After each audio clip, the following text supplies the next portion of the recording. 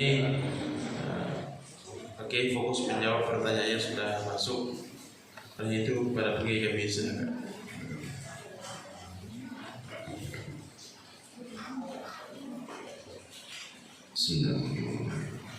Assalamualaikum warahmatullahi wabarakatuh.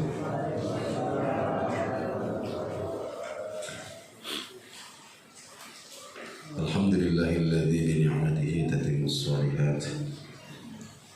Alladzi nahmaduhu wa nasta'dihi wa na'udzu bihi min shururi anfusina wa sayyiati a'malina. Allahumma shalli wa sallim ala asyrafil anam wa khairil bariyah sayyidina Muhammadin wa ala alihi wa ashabihi wa man tabi'a hudahum bi ihsanin ila yaumiddin. Amma ba'du. Bapak-bapak, ibu-ibu, ma'asyiral muslimin wal muslimat rahimakumullah. Alhamdulillah rabbil alamin.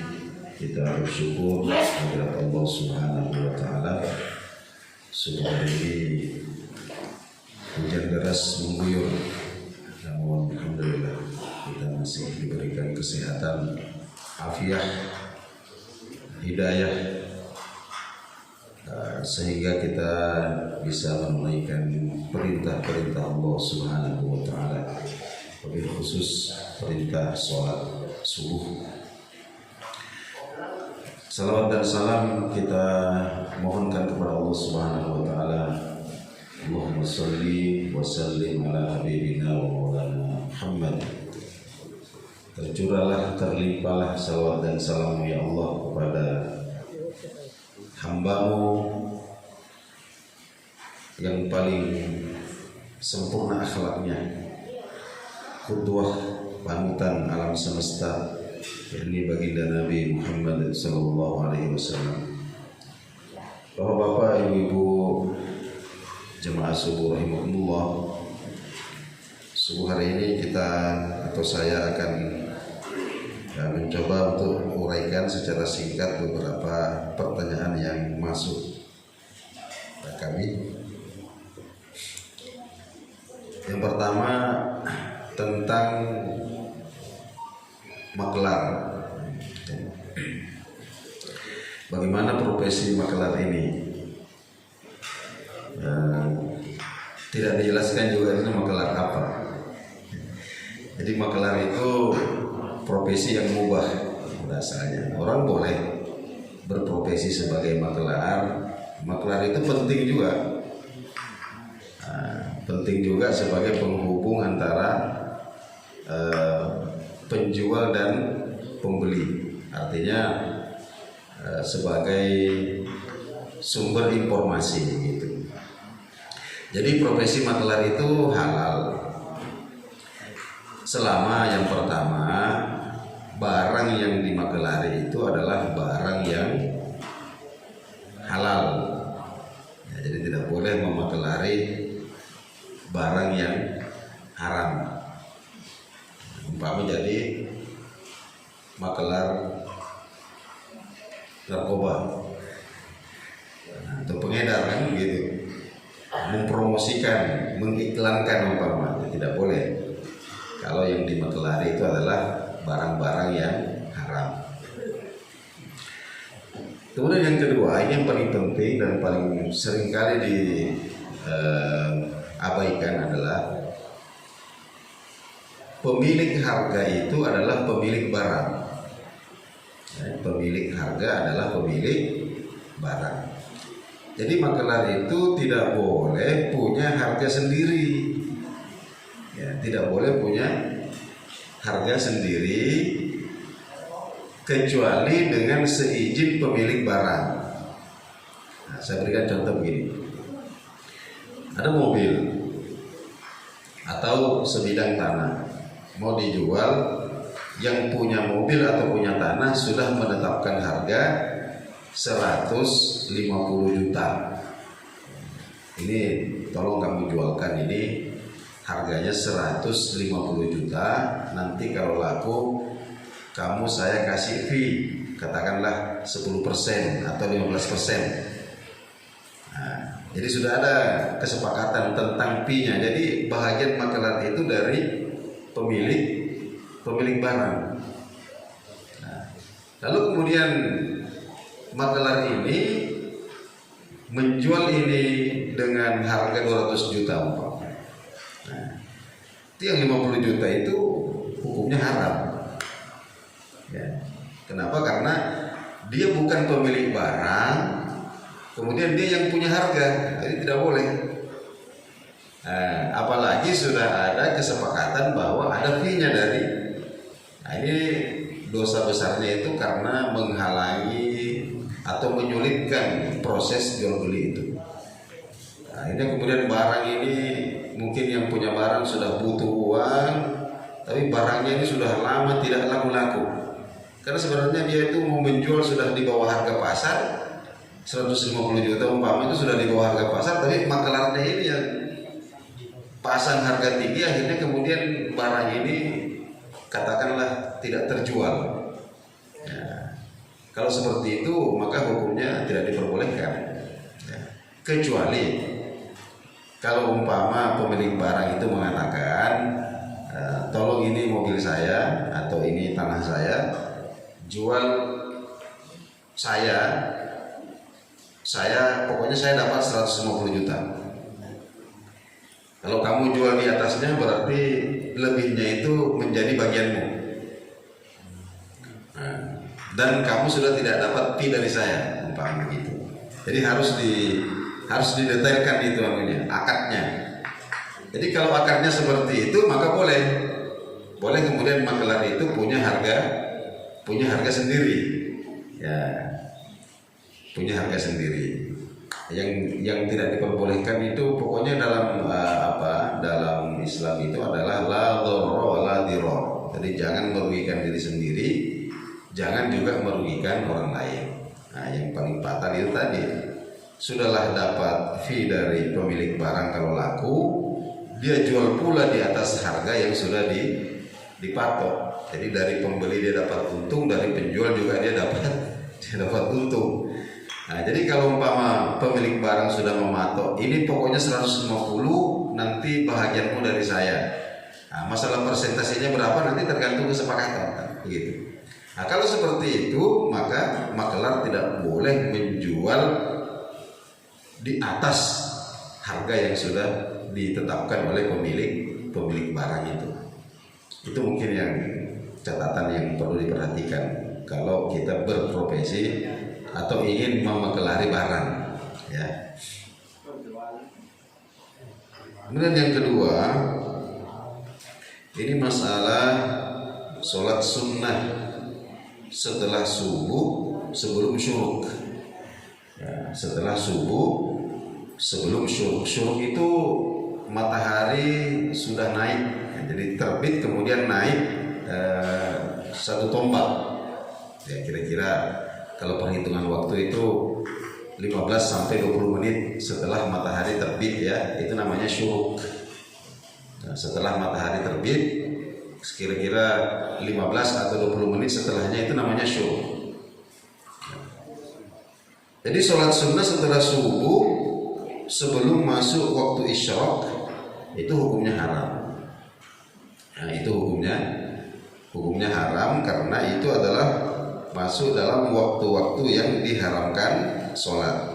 Itu dalam hadis Nabi SAW disebutkan, la sholata ba'da subhi hatta tartafi asy-syams, wa la sholata ba'da al-'asri hatta taghiba asy-syams.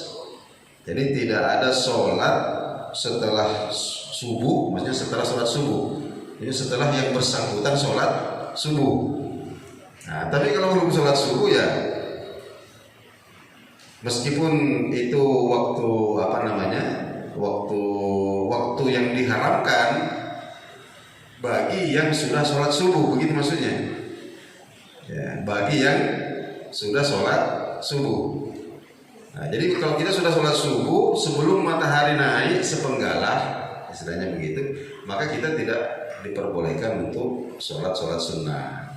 Tapi kalau orang ini belum sholat subuh, jam berapapun dia bangun langsung sholat subuh. Nah, seperti itu. Begitu juga dengan setelah sholat asar. Nah, setelah sholat asar, setelah kita sholat asar, maka tidak ada lagi sholat sunnah sampai terbenam matahari. Nah, ada juga dalam hadis yang disebutkan ketika matahari itu pas ada di atas kepala. Tapi kalau ini waktunya sebentar saja, sampai kemudian bergeser sedikit ke arah barat, maksudnya masuk waktu zuhur. Tapi sholat sunnah yang dimaksud di sini yang tidak diperbolehkan itu adalah sholat sunnah mutlak atau sholat sunnah yang punya waktu. Nah, contohnya sholat isyraq umpama. Nah, belum isyraq tidak boleh. Kemudian sholat sunnah isyraq. Nah, kadang-kadang kan ada yang tergesa-gesa. Ya, ada perlu Ustaz. Mau kemana? Mau ke stadion. Nah, jadi selesai sholat subuh ini langsung apa? Ya, karena mengejar stadion ini akhirnya sholat isyraqnya itu dikerjakan cepat-cepat. Belum masuk waktu sudah ngapain? Nah, ini hukumnya apa? Hukumnya haram. Tidak diperbolehkan begitu. Ya, tidak usah sholat. Ke stadion saja. Ya, daripada memaksakan, nanti malah dapat dosa. Jadi sholat sunnah yang diharamkan pada waktu itu adalah sholat sunnah yang punya waktu. Adapun sholat sunnah yang zata sababin, istilahnya zata sabab, yang penyebab yang pelaksanaannya itu karena datangnya sebab. Saya contohkan tahiyatul masjid. Ya, tahiyatul masjid. Jadi habis selesai sholat asar, kemudian ternyata di masjid ini ada taklim, ya toh? Di masjid ada taklim, ya, datang ke masjid untuk ikuti taklim. Nah, ini sudah jam 4:30 umpama. Masuk ke masjid, maka tetap disunnahkan untuk mendirikan sholat tahiyatul masjid, karena itu namanya sholat sunnah yang punya sebab. Atau mungkin bertepatan dengan gerhana. Ya, gerhana matahari terjadi jam 5 sore. Gerhana matahari terjadi jam 5 sore. Sudah selesai sholat asar. Tetap disunnahkan. Kenapa? Karena sholat sunnahnya itu adalah sholat sunnah yang punya sebab. Nah, kalau yang sholat sunnah zata waqtim itu yang tidak diperbolehkan.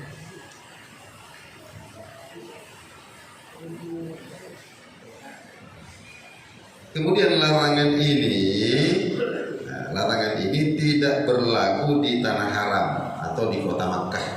Nah, jadi ini waktu-waktu haram ini hanya berlaku di semua wilayah di muka bumi ini kecuali di tanah haram. Kalau di tanah haram tidak ada waktu haram kita sholat, ya, tidak ada waktu haram kita sholat. Nabi sallallahu alaihi wasallam sebutkan dalam hadis, la tamna'u ahadan tawafa bihadzal baiti wa shalla ayyata sa'atin sya'a min lailin aw naharin. Nah, jadi janganlah kalian melarang orang untuk tawaf dan sholat, ya, di Ka'bah ini, maksudnya di tanah haram ini, ya, kapanpun mereka mau, apakah itu di waktu siang atau di waktu malam. Nah, khusus Makkah. Kalau Madinah sama aja dengan tempatnya, tetap tidak boleh. Ya. Hanya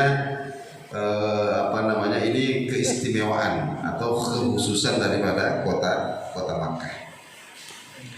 Baik, itu pertanyaan yang kedua. Pertanyaan yang ketiga,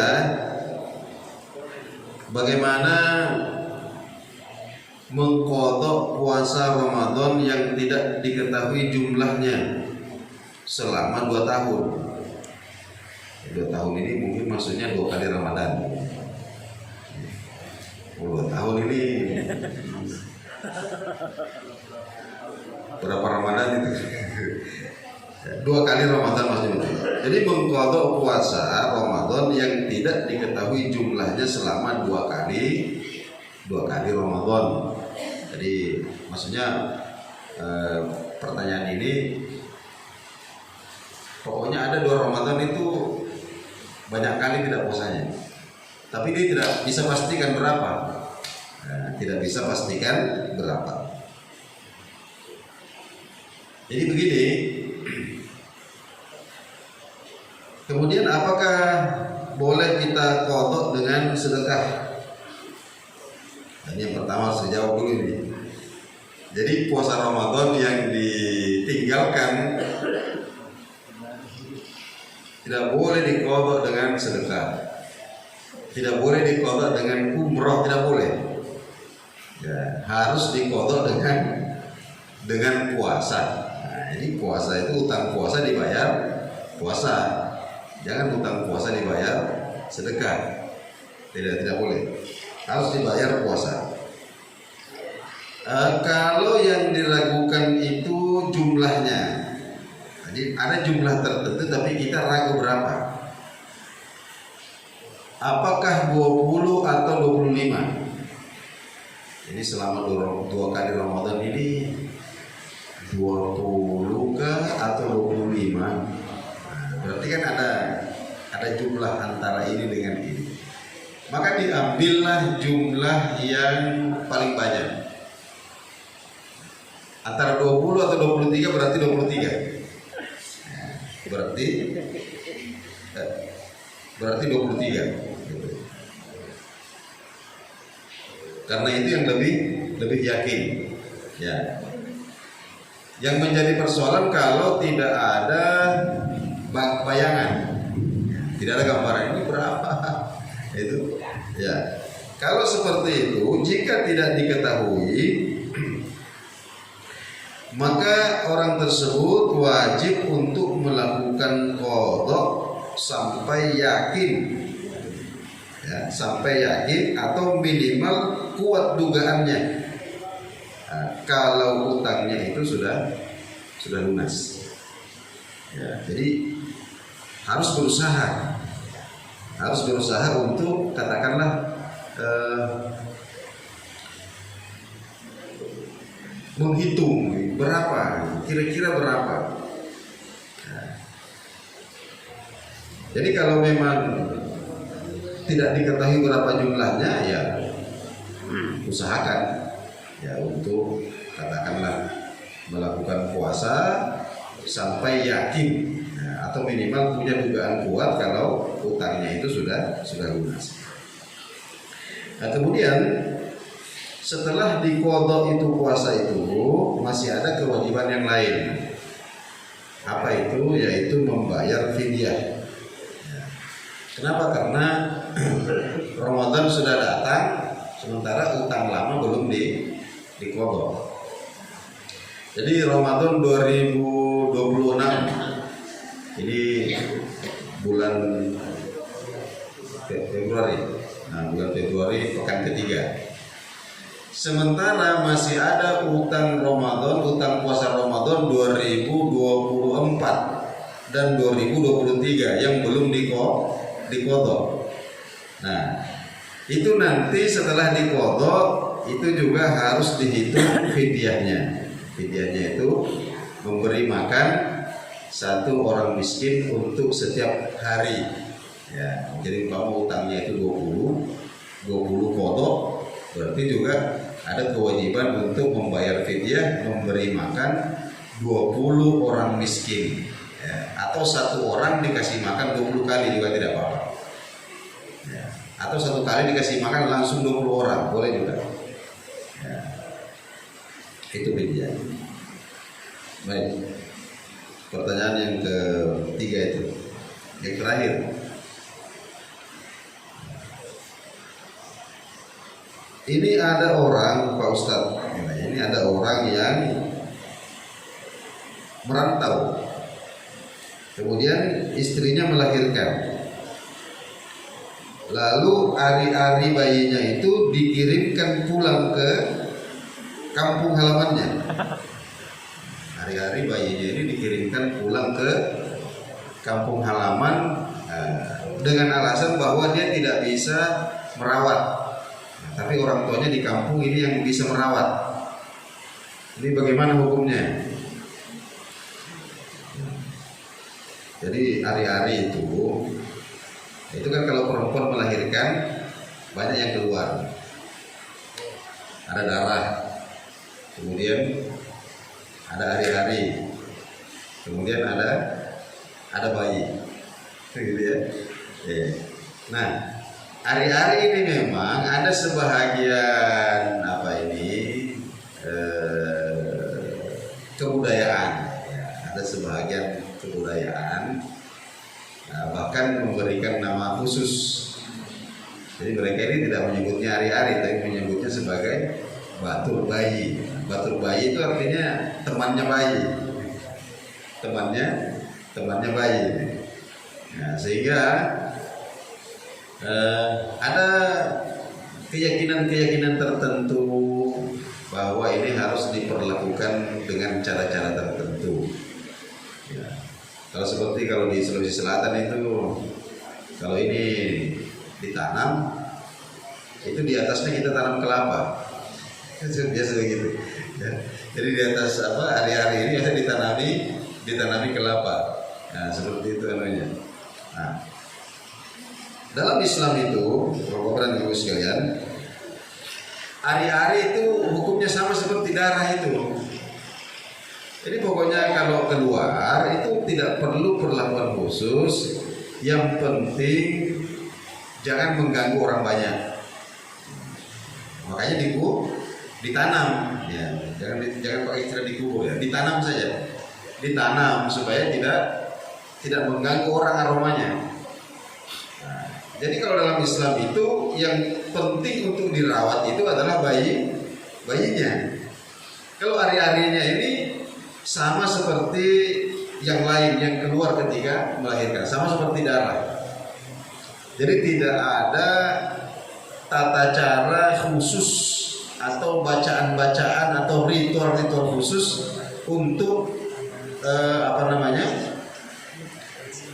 memperlakukan hari-hari. Bahkan kalau ada orang yang kemudian membungkus hari-hari ini dengan kantong plastik umpama, lalu dibuang ke tempat sampah atau dibuang ke sungai, tidak apa-apa, tidak ada dosa, biasa saja. Ya. Tapi yang paling bagus itu adalah ditanam di dalam tanah. Nah, jadi tidak ada ritual tertentu. Ya. Jadi apalagi kalau sampai dipaketkan itu, waduh. Ini dari Papua dikirim ke Jawa umpama ya. Itu berapa ongkos kirimnya itu, ya mending lah umpama digunakan untuk akikah, itu mungkin yang paling penting. Ya. Jadi tidak ada dalam agama itu aturan-aturan atau ritual-ritual tertentu untuk memperlakukan hari-hari. Itu biasa saja. Ya mungkin seperti itu. Jadi baik Bapak-bapak dan Ibu sekalian yang saya muliakan, itu tadi 4 ya pertanyaan yang sempat untuk kita kaji secara singkat pada subuh hari ini. Mudah-mudahan bermanfaat. Saya kembalikan kepada moderator. Baik, terima kasih Bapak Ibu yang sudah mengirimkan pertanyaannya. Mungkin ada yang masih punya pertanyaan, silahkan di Japri atau sampaikan kepada kami.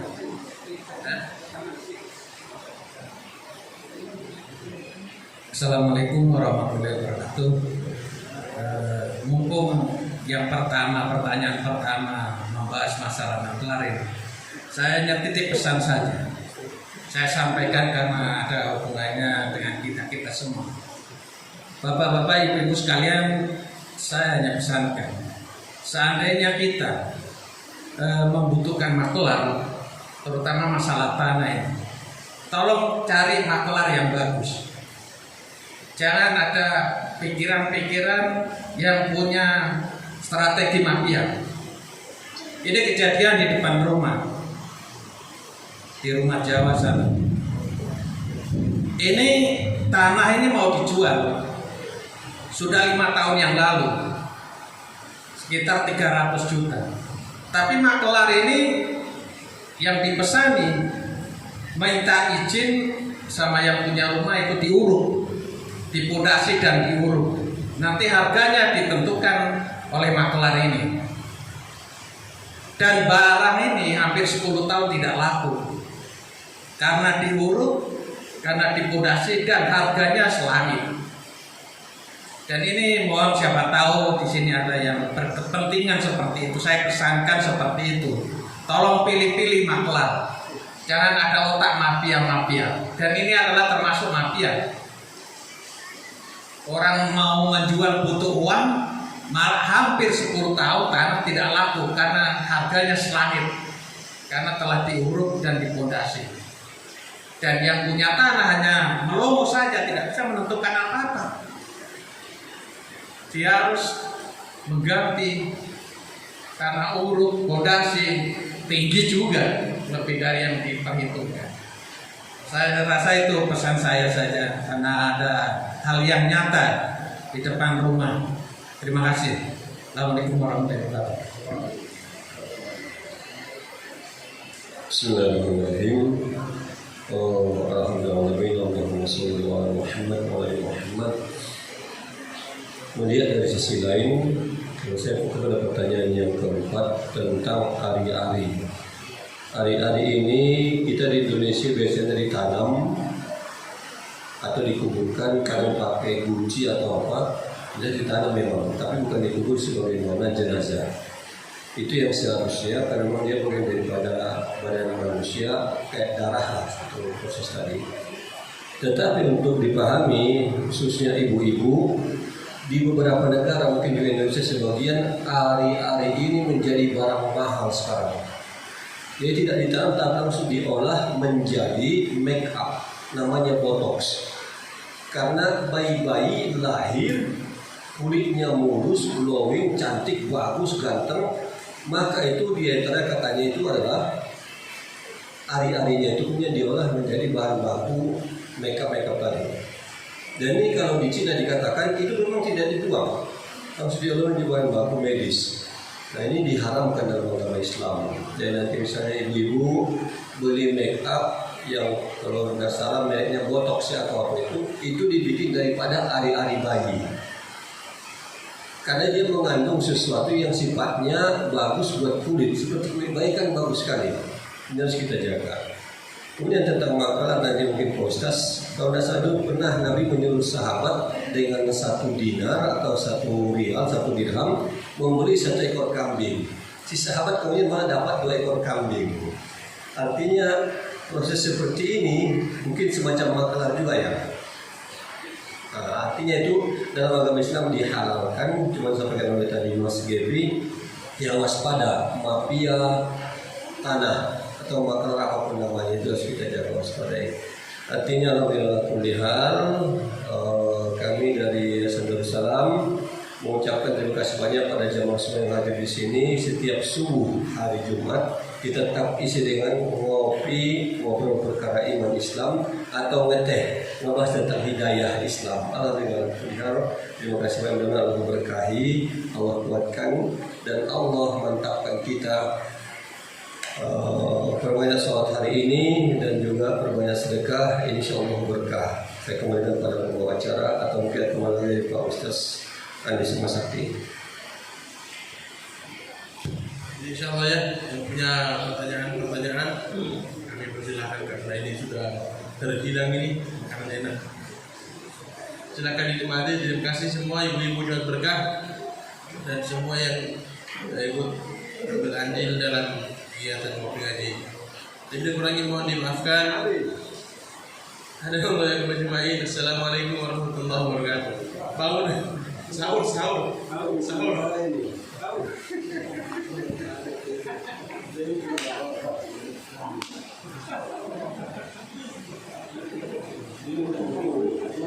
Rekam dulu, merekam. Bukan jadinya.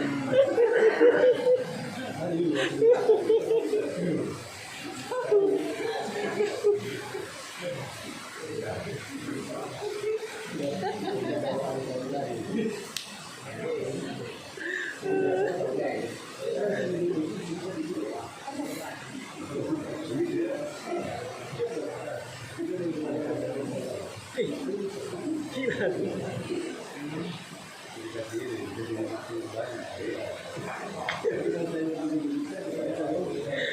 Gacor.